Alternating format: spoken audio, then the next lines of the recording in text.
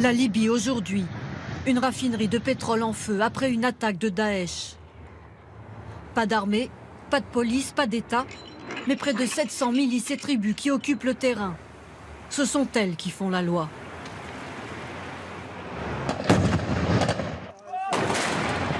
Imaginez un pays sans État, sans institutions, donc forcément ces groupes armés ont pris la place des structures institutionnelles et des structures étatiques, des structures sécuritaires. Donc maintenant, elles ont le pouvoir réel sur le pays. Un pays fragmenté et deux gouvernements rivaux. Le premier, à Tobrouk, reconnu par la communauté internationale et soutenu par des libéraux et d'anciens kadhafistes comme le général Haftar.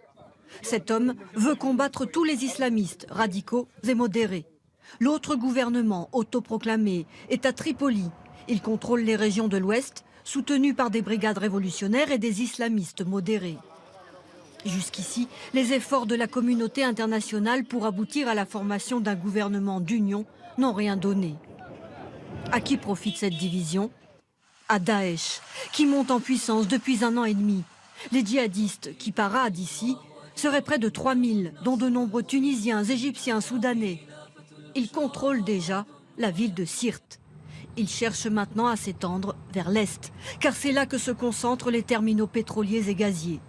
Le pétrole libyen, au centre de tous les enjeux.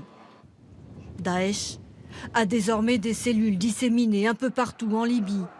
Dans le sud, l'organisation terroriste recrute des combattants. Là même où se sont réfugiés d'autres islamistes, ceux d'AQMI qui organisent les trafics transfrontaliers. Armes, drogue, cigarettes, voitures. Alors dans cette anarchie libyenne, faut-il intervenir ? La communauté internationale est naturellement frileuse. Oui, il vaudrait mieux que nous agissions sur une demande d'un gouvernement légal libyen.